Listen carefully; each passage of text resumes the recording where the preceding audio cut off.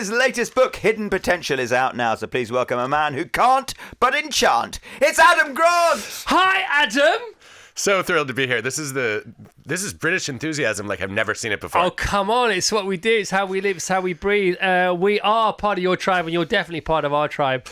So you're in the top 10. You made it to the top 10 influential thinkers. That's amazing. On the planet. Any imposter syndrome there, as mentioned in your new book, Hidden Potential? Oh, definitely. It's a lot of pressure now. Yeah. So imposter syndrome can be a tell for hidden potential. Surprisingly. Yeah, I think I had no idea that this was true, but it turns out that when you feel like an imposter and you think other people are overestimating you, you might actually be underestimating yourself because they have seen your hidden potential. They've seen a capacity for growth that you're not aware of yet. So what do we do about that if we are the victim of our own take on imposter syndrome? Well, I think if multiple people believe in you, it's probably time to believe them. To become part of your own fan club, I suppose. Did you? Well, no, you did have imposter syndrome. I know all about the first lecture to the American generals. That's hilarious.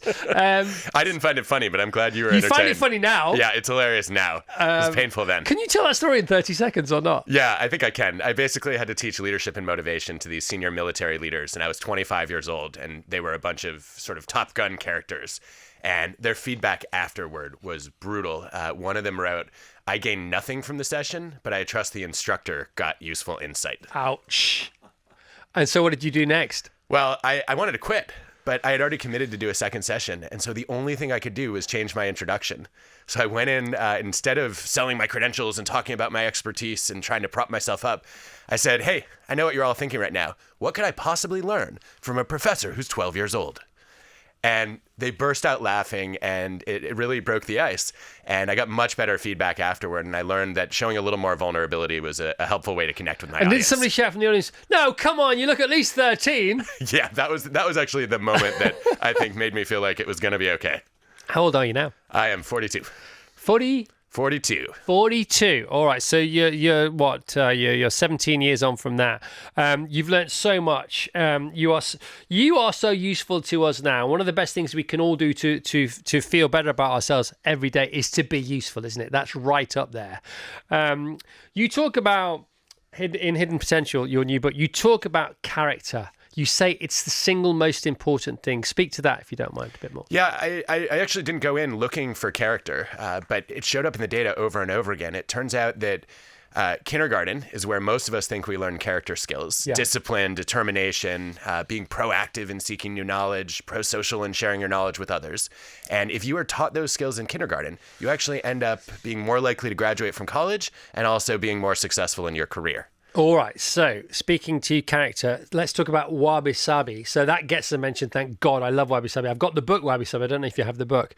So how does Wabi Sabi speak to half a character and half of something else? Okay, so Wabi Sabi is the Japanese art of finding the beauty in imperfection, which sounds like an oxymoron to me as a recovering perfectionist.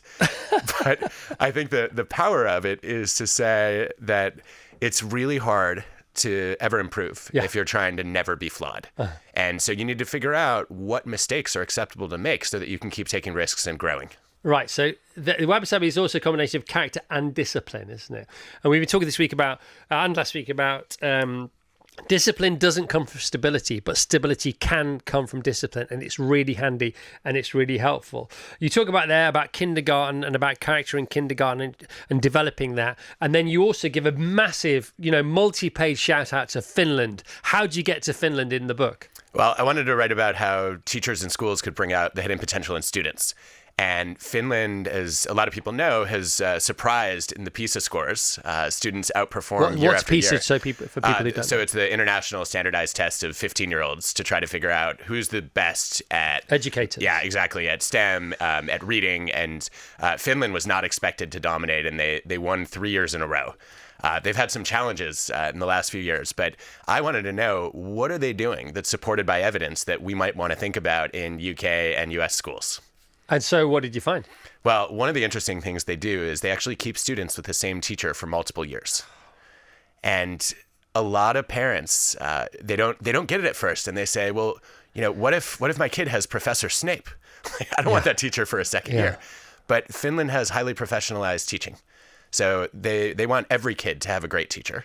And what they find is that if teachers get to spend multiple years with their students, they actually can become specialists in their kids, not just in their subjects.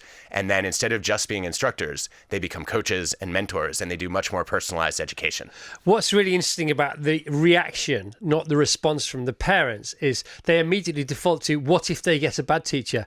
Yeah, but what if they get loads of great teachers as well? Exactly. And there have been some very good randomized controlled experiments in multiple states in the US and also in Chile, showing that if you have the same teacher for multiple years, that you actually grow more. And that's especially true if you were a poor student or if you had a poor teacher. Right. It's all about growth, isn't it? You talk about growth a lot in the book.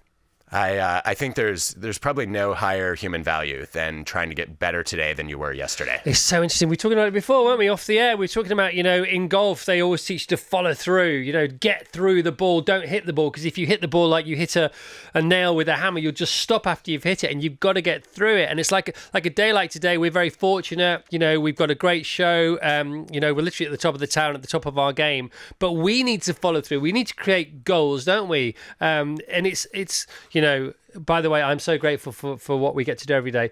But it is more difficult when there is apparently nowhere else to go. What do we do? How do we follow through? Where do we go to next?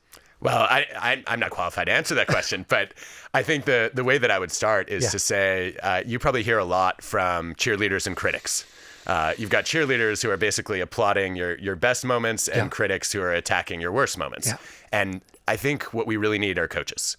People who see our hidden potential and try to really help us become better versions of ourselves. Yeah. And so I guess I would ask the question, who are your best coaches?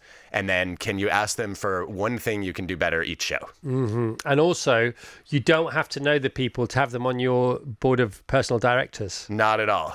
Sometimes your best role models and advisors are people you observe from a distance. Which is why I listen to everything you do, everywhere you do it, and I read all your books. That's a huge honor. No, but I really do, and I love it.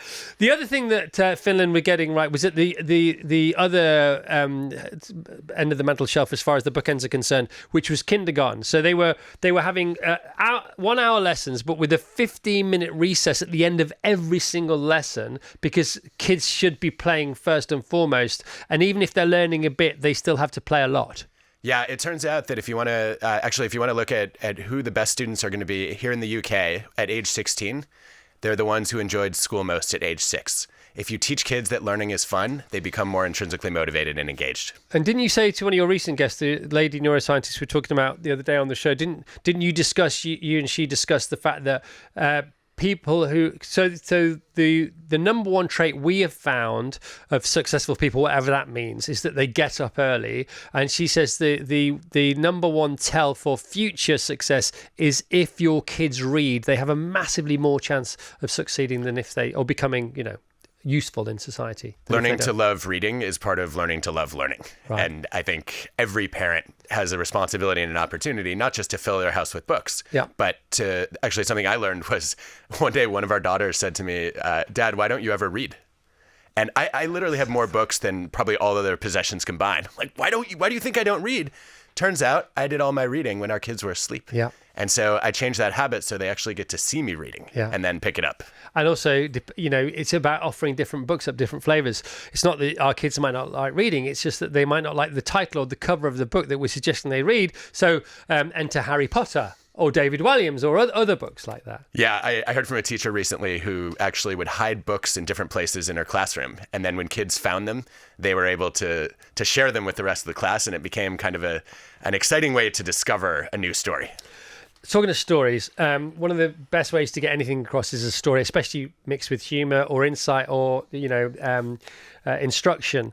You have some unsung heroes in the book. They're now being sung from the highest heights via the page of your book, and also their ultimate achievements from their hidden potential. A couple of superstars in there. The guy who wanted to be an astronaut, I mean, that story is formidable. Give us the headlines and the highlights of that story, where this guy came from, all his false starts, all his disappointments, and how he never stopped trying. In the end, he did actually wave the white flag, but then even his wife stepped in and said, no, you can't give up. And he started by watching YouTube. Jose Hernandez, it's one of the most extraordinary stories I've ever come across. So he grows up in a migrant farm family. So he's an illegal immigrant from Mexico to the United States. He really struggles early on in school because he doesn't even speak English when he arrives. And he wants to go to space from the day he sees a moon landing. But his grades are terrible. His parents can't really help him. Eventually, he ends up going to college and nearly flunking out. He gets an engineering degree. He starts sending out applications to NASA and gets rejection letter after rejection letter after rejection letter. Why wouldn't he? Of course. I mean, six times in a row. And finally, he crumples up the paper and throws it at the garbage. And his wife has to pick it up and say, "You cannot give up, because I don't want to be married to a grumpy 70-year-old who regrets not following his dream." Yeah. And his initial goal of wanting to be an astronaut got him so far down the line that if he looked back, and I suppose in the end he did start to look back, he'd achieved so much anyway via his goal that was enough. But his wife said, no, this is not enough. So he was 36, 37, and he was still almost a decade away from going to space, and he'd given up at the age of 36, 37. But it didn't mean his dream didn't come true. No, and I think one of the things I learned from Jose is the man is a human sponge. So what does he do first when he gets rejected from NASA? He sends a request for information about how he can improve his application next time. And then when he fails, he goes and studies astronauts to see what they have that he doesn't. And he learns he's got to become a scuba diver. He needs to get a pilot's license. And then eventually he needs something that's going to help him get to the space station. So he goes to Siberia and learns Russian so that he can interact with cosmonauts. And finally, he stands out. Mid-30s. He's done so much. He's come so far from almost less than nothing. So he starts to learn to fly because he's heard that might help. And then he scuba dives because that might help. And then he speaks Russian because that might help. And in the end, he goes to space. He flies 5 million miles. Is that right? Something like that, yeah. Wow. And yet, the distance he traveled from, migrant farm worker to astronaut was much greater than he ever went in space. And I think one of the other things that Jose's story really highlighted for me is I think we judge people's hidden potential in the wrong way. Yeah. So NASA was trying to predict who was the candidate with the right stuff, and they were looking for the smartest engineers, the best pilots. What they should have been looking at was the trajectory of progress and the obstacles that a candidate overcame, not just the peak they had reached. And you have that lovely cartoon in your book, don't you, of what colleges look for, what universities look for, what NASA used to look for, but they've changed their selection process now, not least of all because of Xavier's progress. And you have these stars climbing up mountains, don't you? Literally rising stars. And that's what we should be looking for. It's amazing how many times we miss that, though, because it's so easy to be impressed by somebody who's already made it, who's achieved the performance you're looking for. But that means you're overlooking a lot of late bloomers. The book is brilliant. We're talking to Adam Grant about another brilliant book that he's written. He's written how many books have you written now? 6, okay. The last one, which seemed like about a minute ago, I thought you were coming on to talk about clear thinking again, but you've written another book, I don't know when, on the plane or something. But it's a brilliant book, Hidden Potential. The story that made my hair stand on end last night, while I was listening to Johann Sebastian Bach, bizarrely, was the story about the musician, the UK musician, the lady who is deaf, who so wanted to play at such a professional level. She started to learn music via the vibrations of the sounds from the speakers on a hi-fi through the walls of her parents' house. This story is unbelievable. If you want to do something and you think you don't have what it takes to do it, you have to read this bit of the book. Tell us a bit more about her story. Evelyn Glennie is one of the most impressive people I've ever met. She's profoundly deaf, and she started losing her hearing when she was young, but she didn't want to give up on her passion for music. And she sat down with her music teacher and learned that when she put her body against the wall, she could feel different notes in different parts of her body.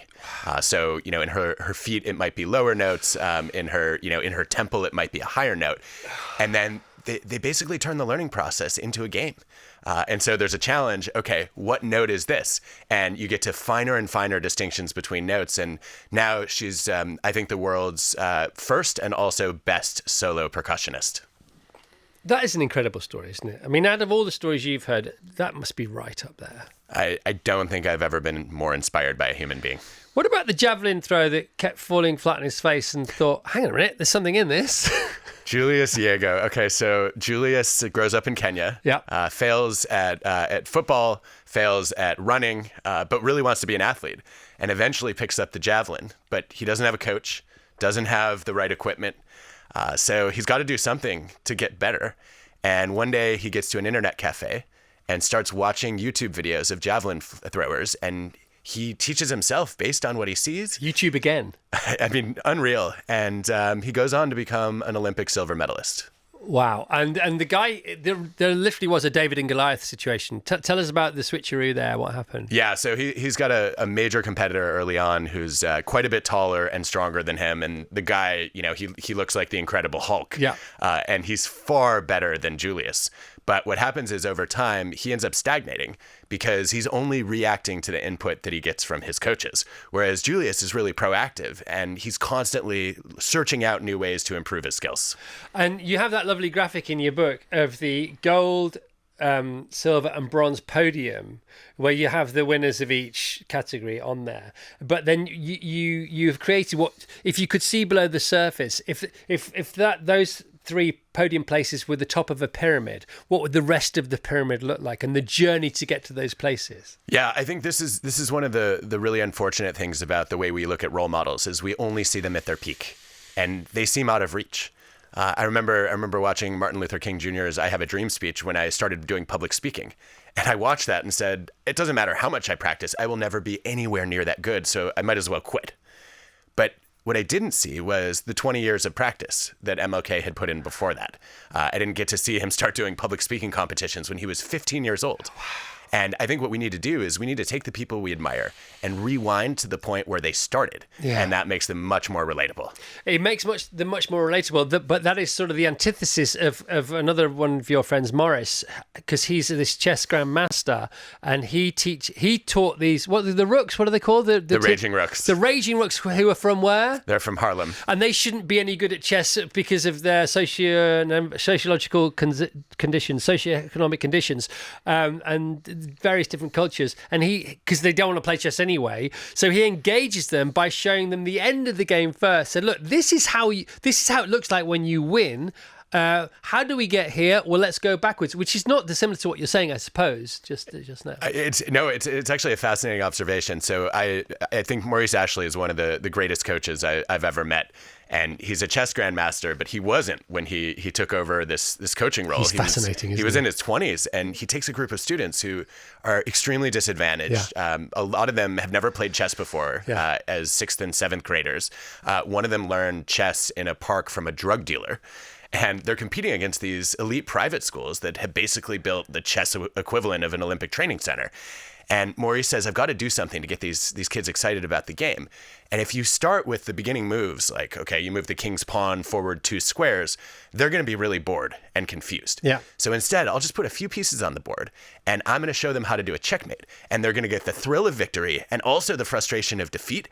And then they're going to be fired up to work backward and figure out, how do I get to the end game? How do you get here? And he's written a book called Move to Move. I haven't read it. Have you read it? Yeah. It's great? Oh, he's brilliant. He teaches you how to think like a chess player. Yeah. And apply it to life. Exactly. Amazing. So you just touched upon public speaking there. I've got to ask you about Jennifer Garner. So the whole Jennifer Garner thing, it came to light because you both publicly speak together in a conversational interview situation where she's interviewing you about your book. But the way you got her to do that is because previously she'd reached out to you to ask you for tips on presenting a TED Talk, which she still hasn't done, by the way.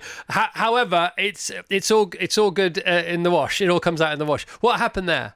Well, this is ironic because I'm an introvert and I was extremely shy and afraid of public speaking when I started. So the idea that Jennifer Garner is going to ask me for advice on a TED Talk, talk about imposter syndrome. Like, I never thought that would happen.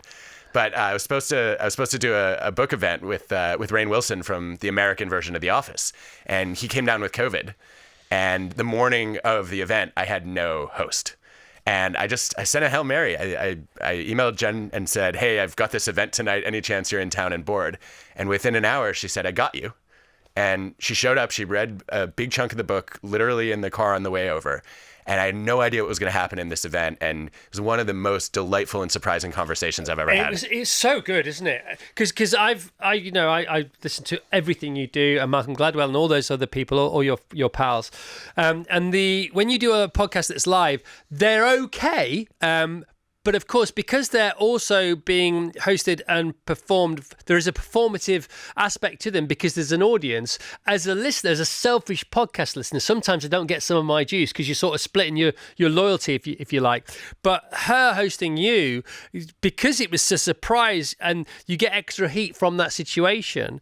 But she showed her hidden potential as an interviewer. I mean, she's just an incredible improv comedian, which I had no idea. And, I just thought we were doing a live event for the audience, to your point. And every single email I got afterwards said, you've got to run this on your Rethinking podcast that other people can hear it. I didn't know that. So it wasn't initially going to be a Rethinking. It wasn't planned at all. Okay, just speak to Rethinking briefly, because you're on to talk about hidden potential. Adam Grant, #1 New York Times bestselling author of Think Again, brand new book. It is gold. Every single line, every paragraph, every page is... He only deals in gold, this guy. I can say that about him. He doesn't have to say that. It doesn't matter. Just speak about your podcast, Rethinking, so to give it a little ad, because I want people to get involved with that as well. Sure. So as a psychologist, one of my passions is questioning assumptions. Yes. And I thought one of the most interesting ways for me to keep learning would be to host a show where I bring people on who think differently from me. Because I believe that great minds don't think alike. They challenge each other to think again. Mm-hmm. And so Rethinking is all about bringing on people who are going to change the way I think about how I work, lead, live. And you have a quickfire section in each podcast. They're very listenable because I wish they were longer, but lots of people like them things shorter. What's your favourite question that you've asked and been asked in your quickfire round? Ooh, my favorite question that I ask is, what's the worst advice you've ever gotten? Right. Because I think it debunks a lot of common myths. Yep. Probably my favorite question I've been asked is, this one actually really caught me off guard. The question was, what's something that you think you're wrong about right now? Right. My favorite quote about being wrong, I heard the other day. And I say it's my favorite. I'm like Vassos, dog with a new bone. The last quote is usually my favorite quote. Was when people tell you you're wrong, they're usually right. But when they tell you how to fix it, they're usually wrong. Oh, that's so well put. Do you like that? Yes, because they have some distance, yes, and they can see the problems that are invisible to you. Yeah. But that same distance means they're not qualified to figure out what the solution is. So listen to the criticism, but don't listen to the suggestion of the solution. Maybe, or maybe listen to it, but not consider it. Yeah, consider Test it. You talk about scaffolding, which is really important, really useful. We talk about strength and conditioning because we're both runners. We talk about strength and conditioning as well as getting in the miles for the marathon, because the strength and conditioning is the scaffolding around your legs that help them to do what you want them to do, and they just sort of underpin all the training. Scaffolding is not dissimilar in learning in a hidden potential, especially when it comes to kids, but not exclusively for kids. We've got a minute left. Can you give us a minute on scaffolding, please? I can try. I think most people believe they need one permanent mentor or coach to get better, and ongoing help is going to be what helps them grow. That is not the case. It turns out what we need is temporary support.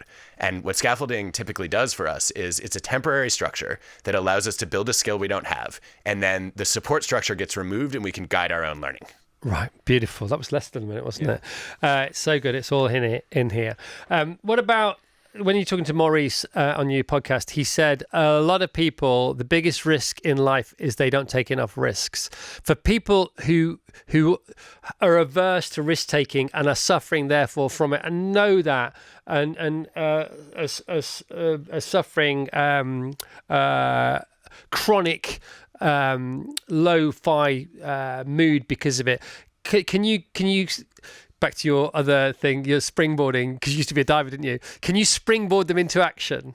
Well, let's see. What psychologists find is that in the long run, our biggest regrets are not our failures. They're our failures to try. Wow. Okay. And how can you get unstuck from not wanting to start? I think the thing I learned actually in diving was I felt like I needed to build my confidence in order to take the leap to try a new dive. And I had that backward. You build your confidence by taking the leap. Right. Okay. And speaking of getting stuck, what about procrastination? You say that procrastination isn't a fear of starting, it's the fear of how doing what you want to do but are fearful of doing will make you feel. It's a discomfort. Yeah, this is the work of Fuchsia Sirwa here in the UK, and what she shows is that often we're not avoiding hard work or effort, we're avoiding negative feelings that a task stirs up, which might be anxiety. Can I do this? Yes. It might be boredom. This is really repetitive. It might be frustration or confusion. I'm not sure where to go next. You're an organisational psychologist. Some of the biggest, most successful names in the world know you and draw from your wisdom. Serena Williams, for example, brilliant, will shatter your assumptions, she says on the front cover of your new book. At the age of 42, how far in the future do you think about organising your own life? What can you give us before you go to help us with our future years? Well, I like to think in hours and days and decades. Right. And I think what a lot of us do when we're trying to make plans is we go to other people for advice. And we forget that nobody really knows what's best for us. So my favorite suggestion when you're thinking about your future is to find somebody else who's struggling with where they want to go next. Give them some advice and then listen to your own suggestions, because the advice you give to others is usually what you need to take for yourself. And you're giving it to them because you don't want to confront yourself with that advice. That it's amazing how often that happens. What about this one? People underestimate what they can do in a year, but they overestimate what they can do in a day. What do you think about that? I think that's true. In psychology, it's called the planning fallacy. Tell us about. What the research on this suggests is that we forget how many different things need to be done in order to accomplish a task. And so, if you ask people how much they'll produce today, they might skip half of what needs to happen, and then it's a week's worth of work. But in the long run, we don't appreciate accumulation. And so if you do the addition of, thousands of days of effort, this is something you guys appreciate as runners. We have a hard time visualizing how all those elements will ultimately come together. Yeah, what we all say about marathon training is on the day of the marathon, the hard work is to get to the start line, and then you run 26.2 miles to collect your medal. It's just a celebration of your training. It's a wonderful thing, isn't it? Yeah, I don't know what you tell yourself, though, during the 3 or so hours in between while you're running. But... Well, when you run the London Marathon, for example, or the New York Marathon, you don't tell yourself anything because 2.5 million people cheering you on, and you feel like Eliud Kipchoge, regardless of your pace. Can you give us anything else? Give the people listening any other golden nugget well to go away with. I think one of the things that a lot of people have been asking about is parenting. Yes. As a parent, how do I nurture the hidden potential in my child? Please. And I don't think I spent enough time on this in the book, but one of the things I've learned as a parent is sometimes you're the worst person to help your kids realize their potential. Mm-hmm. I had this happen with one of our daughters recently. She was competing in a sport, and I gave her a bunch of praise, and she said, "You have to say that. You're my dad." Oh, ouchie. But you wanted to say that because you are her dad. Of course. But I realized at that point that the best thing I can do is find her a coach or a mentor who she sees as unbiased. Yeah. Somebody else was saying similar the other day. When your kids get 9, 10, 11, 12, 13, pick a number, they've got you. They've learned everything they can from you. They love you. Hopefully they love you. They like you. They want to be with you sometimes, but not all the time. But you can't really teach them anything else because they are deaf to all that. That's why the grown-ups from Charlie Brown go, wah, wah, wah. So you expose them to new grown-ups with new energy, with a new flavor that they might be able to see and hear. So important. And it's why I tell my mom frequently, whenever she gives me parenting advice, my response is, if you wanted me to learn this, you should have taught it to me 30 years ago. Oh, God. Adam, how are you enjoying your stay in tropical Britain? It's been a blast. I didn't expect it to be so sunny here. Yeah, it's been a cold blast. When are you back to Los Angeles? Heading back to the States tonight. All right, mate. Well, have a great, safe trip, and thanks for dropping in on us. Such a joy. Thank you. It's good to meet you in person.